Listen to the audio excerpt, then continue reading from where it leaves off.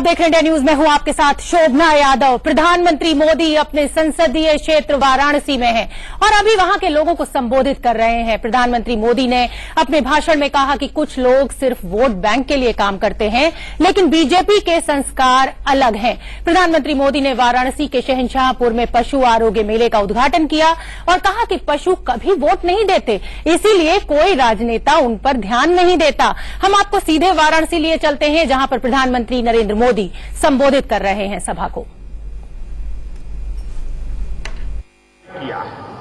हमने कूड़े कचरे को वेस्ट में से वेल्थ, इस पर भी बल दिया है और वेस्ट में से वेल्थ का बल देने के साथ साथ हमने ये तय किया है कि कूड़े कचरे से बिजली उत्पादन करने को वेस्ट में से वेल्थ, इस पर भी बल दिया है और वेस्ट में से वेल्थ का बल देने के साथ साथ हमने ये तय किया है कि कूड़े कचरे से बिजली उत्पादन करने का काम किया जाएगा और कूड़े कचरे से बिजली उत्पादन करके 40,000 घरों में बिजली पहुंचा पाएंगे। हमने एक एलईडी बल्ब का अभियान चलाया। अकेले काशी में जितने एलईडी बल्ब लोगों के घरों में लगे हैं, इसके कारण हर परिवार का बिजली का बिल कम हुआ है। और जब मैंने हिसाब लगाया तो अफसरों ने मुझे बताया, अकेले काशी में जिन्होंने एलईडी बल्ब लगाया है, उनका जो बिजली का बिल कम होगा, वो साल भर में हर व्यक्ति के पैसे जो बचेंगे उसका टोटल होगा 125 करोड़ रुपया। अब कल्पना कर सकते हैं, सामान्य मानवी की जेब में पैसे बचे, किसी के 500 बचेंगे, किसी के 1000 बचेंगे, किसी को 250 बचेंगे और पूरे शहर के 125 करोड़ रुपया बचना, ये अपने आप में गरीब और मध्यम वर्ग के बोझ को कम करने का हमारा उत्तम प्रयास है। इतना ही नहीं, काशी में जो स्ट्रीट लाइट लगी है वो भी अब एलईडी बल्ब लगा है और काशी में स्ट्रीट लाइट लगने के कारण, एलईडी बल्ब के कारण अकेले काशी में करीब करीब 13 करोड़ रुपयों का बिजली का बिल कम हुआ। काशी नगर निगम के 13 करोड़ रुपया बचे हैं। इन 13 करोड़ रुपयों का उपयोग अब काशी के विकास के लिए और कामों में होगा। सरल उपाय, सिर्फ पुराने लट्टू को बदल के एलईडी का लट्टू लगा दिया और 125 करोड़ रुपया नागरिकों के, 13 करोड़ रुपया नगर निगम के, ये बच जाना अपने आप में हम किस प्रकार से सुचिता ला रहे हैं। भाइयों बहनों, काला धन हो, भ्रष्टाचार हो, बेईमानी हो, उसके खिलाफ मैंने एक बहुत बड़ी लड़ाई छेड़ी। इस देश के सामान्य ईमानदार आदमी को इसलिए मुसीबत झेलनी पड़ती है क्योंकि बेईमान ईमानदार की ईमानी को लूट रहे हैं। और इसलिए भाइयों बहनों, ईमानदारी का यह अभियान आज एक उत्सव के रूप में पनप रहा है। जिस प्रकार से जीएसटी में छोटे छोटे व्यापारी भी जुड़ रहे हैं, जिस प्रकार से आधार के साथ लोग जुड़ रहे हैं और जो पैसे कहीं निकल जाते थे, वो सारे पैसे जनता के पाई पाई का खर्चा जनता की भलाई के लिए होगा।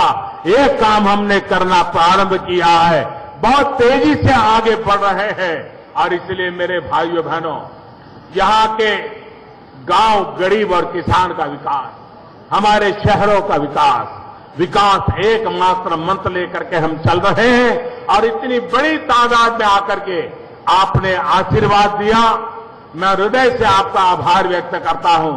हमारे महेंद्र पांडे जी का ये संसदीय क्षेत्र है और जो ऊर्जा, जो उत्साह और उमंग आपने दिखाया है, इसके लिए मैं आपका हृदय से आभार व्यक्त करता हूं। मैं फिर एक बार योगी सरकार के महत्वपूर्ण कदमों की बधाई देता हूं और जिस सफलतापूर्वक 6 महीने के भीतर उन्होंने उत्तर प्रदेश में बदलाव लाने का बीड़ा उठाया है, सफलतापूर्वक आगे बढ़ रहे हैं, उनको मैं बहुत बहुत बधाई देता हूं, बहुत बहुत धन्यवाद देता हूं। मेरे साथ जोर से बोलिए, भारत माता की, पूरी ताकत से बोलिए, भारत माता की, भारत माता की, भारत माता की। बहुत बहुत धन्यवाद। बहुत बहुत धन्यवाद माननीय। तो आपने सुना प्रधानमंत्री नरेंद्र मोदी को, जिन्होंने अखिलेश सरकार पर भी जमकर निशाना साधा। उन्होंने कहा कि अखिलेश सरकार ने बेघर लोगों को घर नहीं दिए। उन्होंने बिजली बचाने की भी बात करी। उन्होंने कहा काशी में एलईडी की वजह से बिजली के बिल कम हुए हैं, लोग खुश हैं और हम विकास पर अब इसी रास्ते से बढ़ सकते हैं। अगर कठिन काम मोदी नहीं करेगा तो कौन करेगा। प्रधानमंत्री नरेंद्र मोदी 2 दिन के अपने दौरे पर बनारस है, आज उनका दूसरा दिन है। उन्होंने स्वच्छता कार्यक्रम में भी भाग लिया और यहां आने से पहले उन्होंने पशुधन आरोग्य मेले का भी उद्घाटन किया और उन्होंने इशारों ही इशारों में अखिलेश सरकार पर भी निशाना साधा। लोगों को घर न दिए जाने का मुद्दा उन्होंने उठाया। उनका कहना था कि देश का हर नागरिक देश के विकास के लिए संकल्प ले और तभी देश आगे बढ़ेगा। वो सफाई अभियान पर भी बोले, गंदगी हम करें और सफाई कोई और करे, ये मानसिकता अब नहीं चलेगी। एक तरह से देखा जाए तो प्रधानमंत्री नरेंद्र मोदी ने बहुत ही अच्छे और कड़े शब्दों में देश को ये समझाने की भी कोशिश करी कि स्वच्छता अब हमें खुद बीड़ा उठाना पड़ेगा, हमें सफाई कर्मचारियों और सरकार पर इसका ठीकरा नहीं फोड़ने से काम चलेगा। 2022 तक किसानों की आय दुगनी करने का लक्ष्य रहेगा, ऐसा भी कहा प्रधानमंत्री नरेंद्र मोदी ने। किसानों की आय बढ़ाने में पशुधन का बड़ा योगदान होता है और अब कई शहरों में इस तरह के पशुधन आरोग्य मेलों का आयोजन किया जाएगा। दूध का उत्पादन बढ़ने से नई तकनीक आएगी, देश आगे बढ़ेगा। हर नागरिक देश के विकास के लिए संकल्प ले।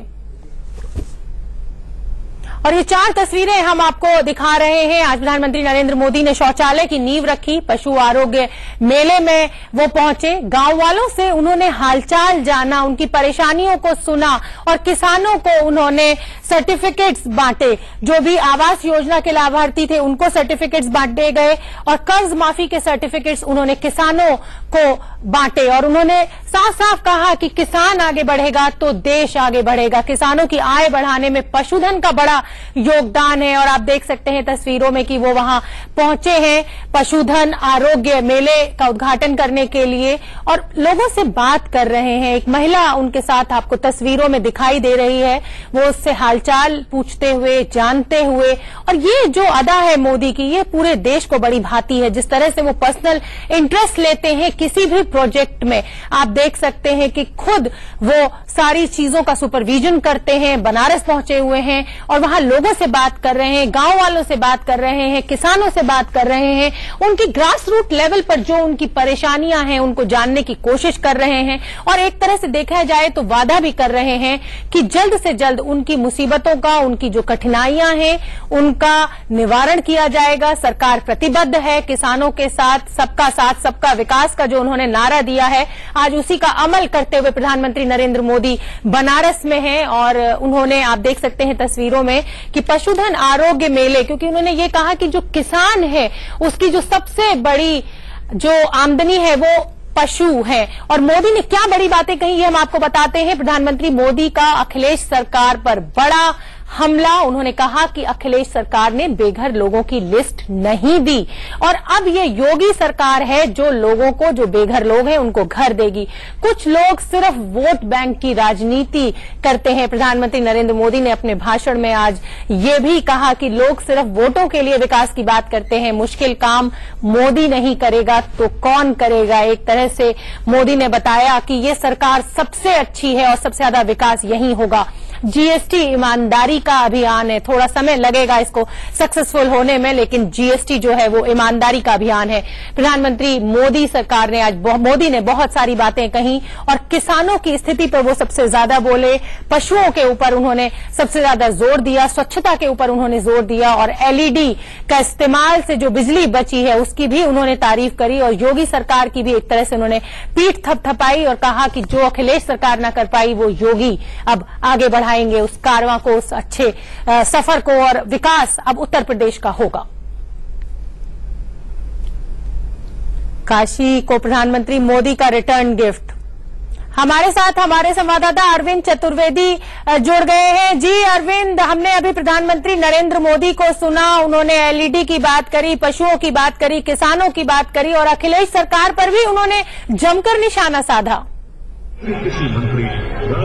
देखिए, मैं आपको बता दूं कि प्रधानमंत्री नरेंद्र मोदी आज खास कार्यक्रम से यहां पर आए थे। खास तौर पे जो पशु मेला की बात हो रही थी उसमें गंगा तीरी गायों को बढ़ावा देने के लिए एक विशेष कार्यक्रम का यहां पर आयोजन किया गया था। ये जो गंगा तीरी गायें हैं यहीं पर पाई जाती हैं और उसको जो है फिलहाल 1000 की संख्या करने की बात कही गई है सरकार की तरफ से और पशुधन मेला का आयोजन भी इसी खास कार्यक्रम के लिए किया गया था।